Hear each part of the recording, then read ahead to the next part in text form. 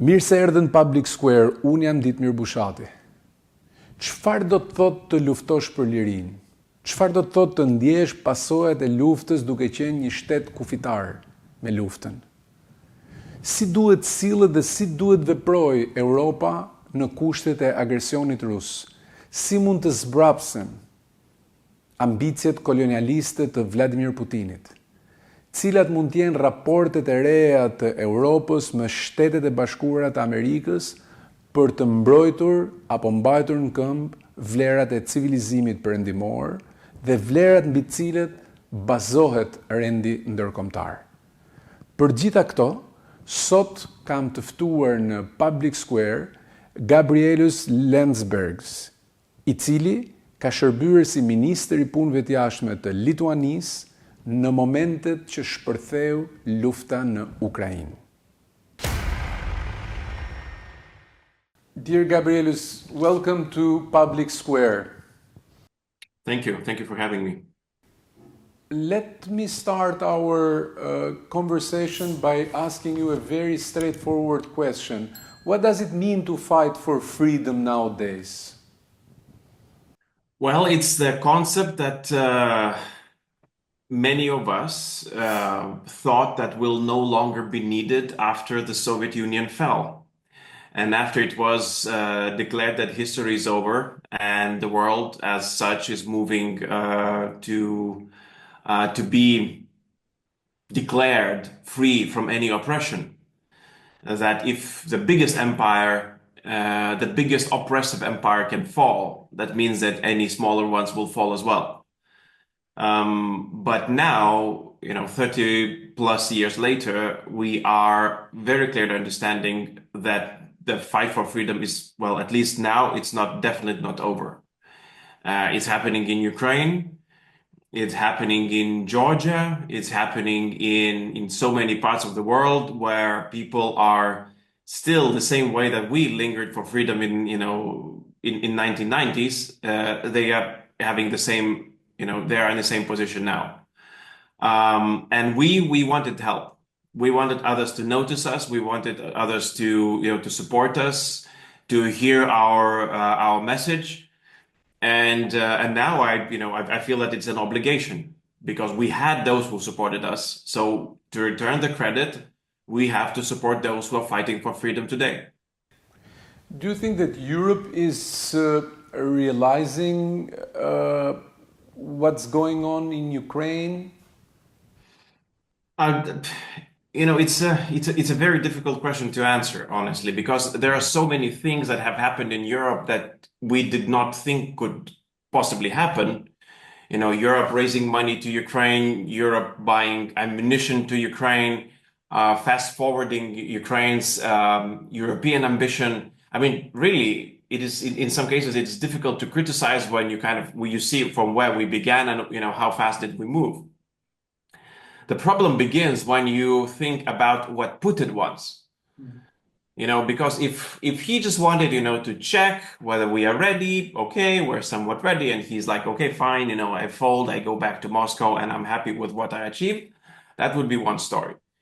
But many of us know that this is not the story. That that his ambition is only growing, that he tasted possibilities in Ukraine that he would really like to implement elsewhere, and for that, I don't think that that many European countries, many of our friends further to the west, they do understand the harshness of the situation, that we have not yet seen the worst of it.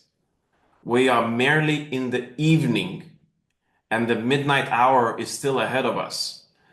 And when you think about that midnight hour, it's truly scary because that means that it is possible that that Putin will continue his attack. He can attack Ukraine further. He can attack countries not in EU, but who can say that maybe he can attack also EU and NATO. And that would be probably seeing Russian tanks roll over in my country. And when you ask the question, is Europe ready for that event? I would say, well, unfortunately, but not yet. And when it comes to this transatlantic bond and transatlantic relation, I mean, we're in Europe, we're used with the so-called Truman Doctrine, where Americans were taking care for Europe and they were providing lots of assistance. And after the fall of the Berlin Wall, I'm referring also to the Southeast Europe, Americans have been very much present. They were the enforcers of the security perimeter, whereas EU and Europeans were a bit allergic to the use of force. Now we see that President Trump is constantly saying that this is not my war, this is a European war. And I have consulted also the US planning doctrine, which is saying more or less that the US is not able to fight more than a major war at once. What can we do as Europeans under present circumstances? What's your suggestion? Well, there are a couple of things. So one thing, if we would believe that current US doctrine is very practical and would like to see more European investment into their European defense, then I fully agree with this. We cannot expect that, as years go by, that United States is going to invest as much money that it could secure the security, the freedom of Europe, the freedom of Indo-Pacific countries, and just be everywhere all the time at the same power level. So I fully agree that we need to do more. And Lithuania has been a shining example in this. Almost for a decade we've paid more than 2%. Recent years we reached 3.5% that of our spending to defense. And now the new government's promising going to 5%. And then, we're really taking this seriously. The problem begins that if you look at the heart of Truman Doctrine, it says that dealing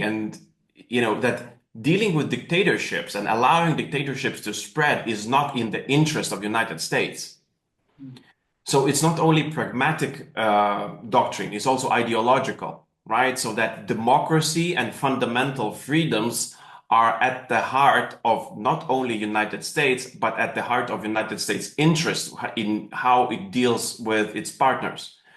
So that means that, if there are two countries and one is democratic and one is not, the United States under Truman Doctrine would choose to support always democratic against the non-democratic.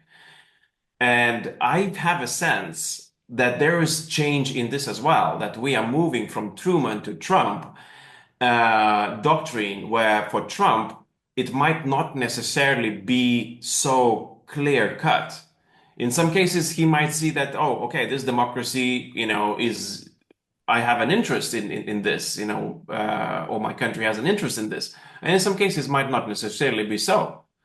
And the way that the current dealings with Russia are being presented by Donald Trump, I have worry that he's leaning closer to Moscow than to Ukraine, as if dealing with Moscow would be closer to President Trump's interest, and that in turn with United States interest. And that is a very, very harsh divorce from Truman Doctrine as it has been formulated in 50s. My impression is that his main objective or his main aim is to decouple Russia from China. So basically we are witnessing a reverse Kissinger approach. But on the other hand, I see that Russia increasingly has become a junior partner of China. You have traveled around the world when you were foreign minister, and what is your noise telling you? How possible is this? Well, it's completely impossible unless we're trying to figure out some outlandish scenarios that would spell horrible future to any European country. Russia now is indebted to China. not only in financial sense, but in all of the senses, basically that it would not have been able to wage war against Ukraine if not for Chinese support. 70% of machinery that produces military equipment in Russia has been provided by China. Remove that, and Russia's war machine would have started to crumble. So decoupling them, I see absolutely no realistic way. I mean, I try to imagine what would Russia ask from President Trump in order to show signs of decoupling, right? So because I don't believe that it would go beyond, just facade. They would ask a free hand in Europe. They would ask for breakup of NATO. They would ask for removal of all US presence in Europe. I mean, that would be the price that Putin say, okay, so then if you're out, if Europe becomes a Russian area of influence, then we might rethink our position. But I mean, it's clearly unimaginable that this would happen. Do you think that Russia can survive economically speaking? Can geography be swapped by Russia? When it comes to economy, they are in a tough spot. The lower oil prices, coupled with enormous spending onto war needs, have produced very high deficits. Incredibly high deficits for them to cover, in the budget to cover the basic needs. That means that they need refinancing. In order to refinance, they need access to banking sector, which they don't have. So that means that they are in a rather tight spot when it comes to their economy, right? So if the oil prices remain as low as they currently are, for them, they will have to think of the ways, what to cut. Basically, either it has to be pensions, it has to be the war machine, it has to be, some other public spending that basically they cannot refinance. So if we maintain pressure, if we maintain sanctions, I believe that it is a leverage on Russia that we have. On the other hand, I think that Putin has created enough narrative in his own country that he's fighting the West, not just Ukraine. So that would justify the hardship. So, imagine him cutting the pensions about, I don't know, 20%, 15%, in order to fix this balance in the budget, and explaining that basically, well, it is the horrible Europeans that took away your money. So because the autocracies do not function the same way that democracies do, right? In our countries, that you would have people that would need to find a real explanation as to what has happened and why you are not, why you're not paying out as much as you promised that you will. In Russia, it might be a bit different, but that means that we only have to continue the pressure and see where it takes us. It's his main aim to fight the West, or to dismantle the European security order and the pillars of the European security order? Well, I think that he's presenting that to his people, that he's fighting the West in a very simplistic form, right? And he can frame the West in any way that he wants. It was Anglo-Saxons previously. When the Americans started dealing with him, then Brits somehow remained as a culprit. Then Brussels, with Ursula von der Leyen. So basically, he's shifting the targets, but basically some form of the West itself. But then again, what is his internal real motive? I would probably agree that dismantling the security architecture, that's one, right? So that the NATO is dysfunctional, that European Union is dysfunctional. But maybe even the possibility of dismantling the idea of the West, which is based on the liberal ideals, of human rights and democracy and freedom of speech, and kind of taking away these base cornerstones, so that people start questioning them, that that everything is put under doubt. then his post-liberal idea of society can get more traction. And how do you see the position of Europe in this global scene vis-à-vis US, Russia, China, and India? What Europe should do? I mean, beyond beautiful speeches. I mean, we have seen Chancellor Scholz speaking about Zeitenwende, and now Friedrich Merz is speaking about an epochal shift. A few years ago, Emmanuel Macron was referring to the NATO as a brain-dead organization. Now he was speaking a bit about the boots on the ground, then in Ukraine, then he moved also from that position. Now we see a coalition of willing. I know you have been quite critical on the coalition of willing. So what Europe should do? That's my €1 million question to you. Yeah, that's a very good question. So at the basis of it, Europe has to understand that it is possibly at least at this stage, okay, the things might change, but at this stage, Europe is the defender of the liberal world order. The last standing, clearly defined defender. And because if Europe falls, and I don't see any other beacon of freedom where peoples would look to. Where do you then address your request for freedom? Where does I've mentioned Georgia previously, but where does the opposition of Georgia go to, right? Whom do they ask for help? If it has been Washington for us, for decades, always, right? When we were under occupation, for us in our mind was, Washington, Voice of America, senators and congressmen and the president, supporting our freedom. Now it's only Brussels. Now, when it comes to the coalition of the willing,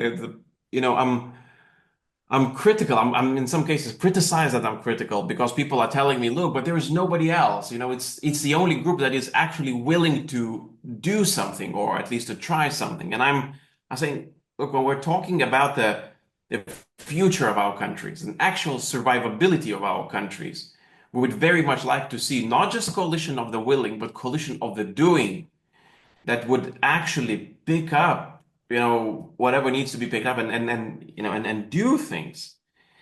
Because we're talking about one of the group of the most powerful European countries. We're talking about the United Kingdom, Germany, France, Poland, others. And if they are unable to figure out if they can send troops to Ukraine, then that means that there is nobody else. This is where my then criticism or push for greater ambition is coming from. There are states in between EU and Russia.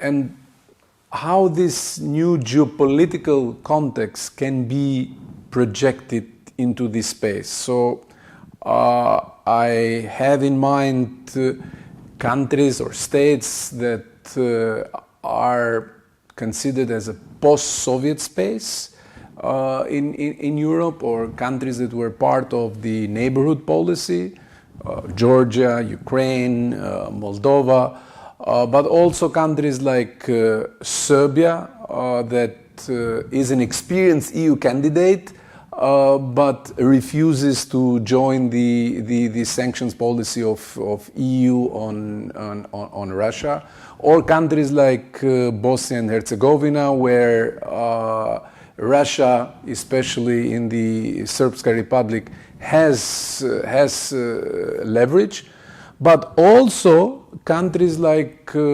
Hungary and Slovakia, which are somehow playing the alternative voice of European Union within European Union in relation to this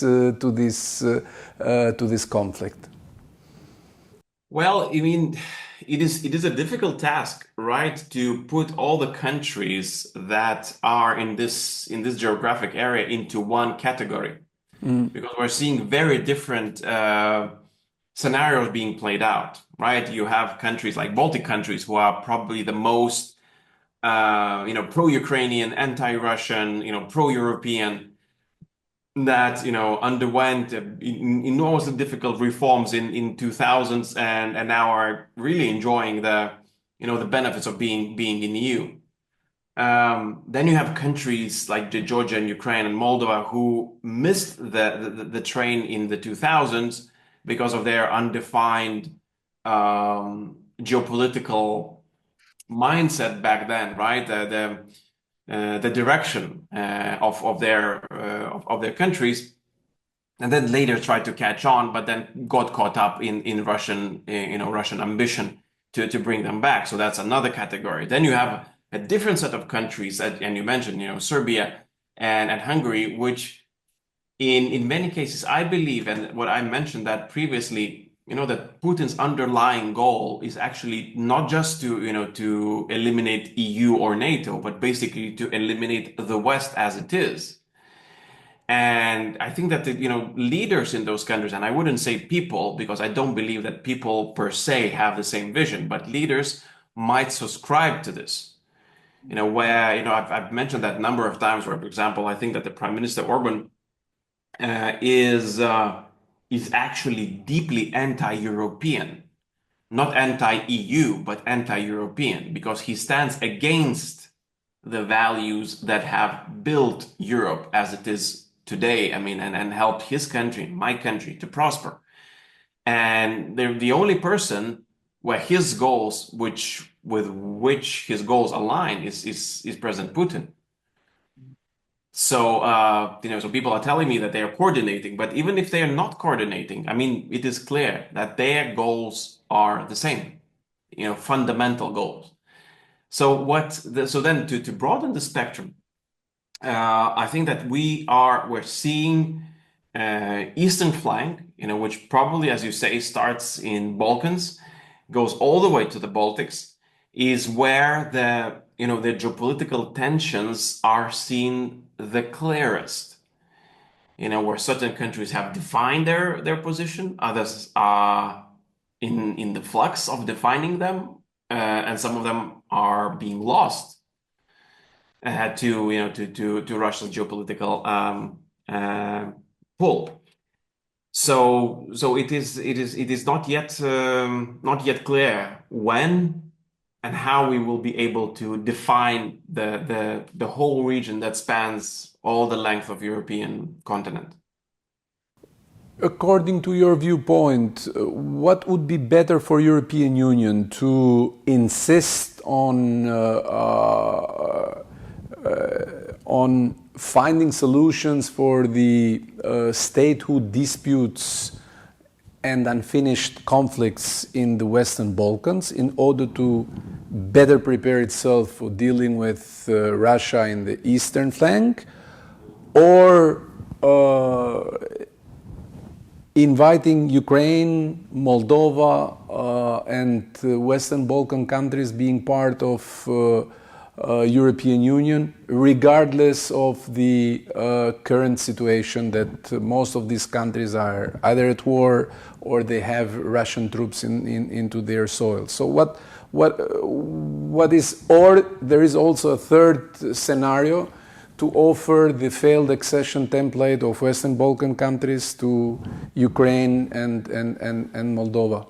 We would not like to appear on a track where countries are no longer interested in reforming themselves, or the reforms slow down to a point where basically it is impossible to remotivate the countries of getting back on the track. And we've seen a little bit of that in Balkans, because the lengthy conversations, going back and forth, in my sense, demotivated the countries to basically to a point of standstill. For us, we had a very clear date of when we are going to become members of the European Union, right? So it was mentioned, it was agreed. It was, in principle, the political decision was there, that this is it. The Baltics are going to be part of EU. But there was a very lengthy list. of what we need to, what we need to do. And there was no doubt that there is no shortcuts. There is no short way to cut through this. We have to do this. And that meant that for, I don't know, 4 years, 6 years, the only thing that you would have seen in Lithuania is, people buzzing around and trying to get ready because, the date was approaching. I don't see that process happening neither in Brussels nor in the, in member states, either in Balkans or in Eastern partners. It's way calmer. And then it, brings me to the question. So is the enlargement real? Is Brussels for real? I mean, because it has been dragging for so long now that unfortunately, I mean, it really gives you an impression that maybe it's just a pretend, where we as I mentioned, right? Like we pretend that we're going to enlarge and the countries are pretending that they're going to reform and everybody's playing this game, but nobody's actually doing something serious. When you ask about the conflicts within and how whether Europe should be involved, I mean, it's tough for me to tell. Again, there was for us, for the Baltics, for the first, wave into the East, the enlargement itself, the promise of membership forced us to fix many of our problems ourselves. We knew that this is a precondition. That means that we had to sign border treaties with Russia. We had to sign border treaties with our neighbors. Of course, we are not, we have not been ravaged by war in a way that Balkans have been. So the situation is a bit different. But what we've seen is that Europe at the end provided a very stabilizing effect because it gives you a layer of diplomacy and institutional, contact that just basically you're not thrust every time when you have a problem with your neighbor or, with any other country into a huge dispute. There's Brussels, there's mediation, and you kind of, langsam, you kind of, you start fixing things out. So I think that the promise of enlargement, a real promise of enlargement, real reforms, could be a rather stabilizing factor that would help the region. That's my calculation. Can it be true also for countries at war like Ukraine or countries with Russian troops on their soil, like in Moldova or in Georgia? What's I believe so, yes. Look, I mean, there are countries that have unresolved, big unresolved issues, such, take Cyprus, for example, which is a, member of EU, with part of its territory under occupation, unrecognized in no way, with troops on the ground, and but it managed to take advantage of all the EU has to offer, to the best of its ability, and prosper, I would say. So I mean, I'm not convinced by the argument that because Russia is still occupying parts of Ukraine or Moldova, that it would be impossible. I would not like to give this leverage to Russia so that they that they would know that if they do something to any country, that basically they have a right over its future. The country has sovereignty, has ability to make decisions for itself, and if they want to be part of EU, if they can fulfill the reform criteria, I don't see that it should be a problem. I know you travel quite often to Taiwan, and you are in good contact with the authorities there. I would be interested to hear your views or your impressions from Taiwan when they hear, for instance, President Trump saying that we might take over Greenland or Canada or other parts of the globe. What is their thinking vis-a-vis China, for instance, in this respect? Well, I think that the calculation is rather obvious that last couple of years have made all authoritarian countries more brave, and that includes China as well. That they've seen that Russia has, it suffered because of its attack on Ukraine, but it managed. So they are thinking that if that much pressure would be put on China because of their attack on Taiwan, they would survive. They would pay a price, but they would survive. And it clearly reduces a lot of nervousness in Taiwan. That they understand that now they are in more dangerous situation than they have been 3 or 4 years ago. That this has changed for them. So there's a lot of uncertainty and clearly a lot of nervousness. My hope is that by the time China becomes really assertive and dangerous to surrounding countries, that we will have all the answers ready. Where does the United States is? What is it prepared to do? How does it tackle the threats that really, if untackled, harm their security interests, European security interests, and of course the livelihoods of Taiwanese people? And my last question is in relation to your diaries, because I know that you had your diaries when you were foreign minister, and this coincided also with the war in Ukraine and the Russian aggression in Ukraine. Can you share some of the takeaways, the main takeaways of your diaries with us? Well, I mean, it's the reason why I decided to write them is that I got the sense that it's an enormous privilege to be a minister of a country that is so close to the war, that is so sympathetic to the victim and supportive to the victim, and being able to see how the world revolves around this. There are not so many even ministers who have this, possibility. If I were to become a minister, a couple of years later, a couple of years previously, I would have missed this opportunity. So I thought that it would be a shame to miss it, for myself, for my country, what did we do, what was happening around those events. So it is mostly a first-person view from the table, how the world reacted to what is happening in Ukraine, to what Russia is doing, not just to Ukraine, but also to my country and countries around, and what we try to do, how did we try to set up the assistance, help our own position in this, and yeah, so that was the idea, and I'm still working on it. So because it's a lot of work, it's more work than I thought that it will be, but hopefully it will see the daylight sometime soon.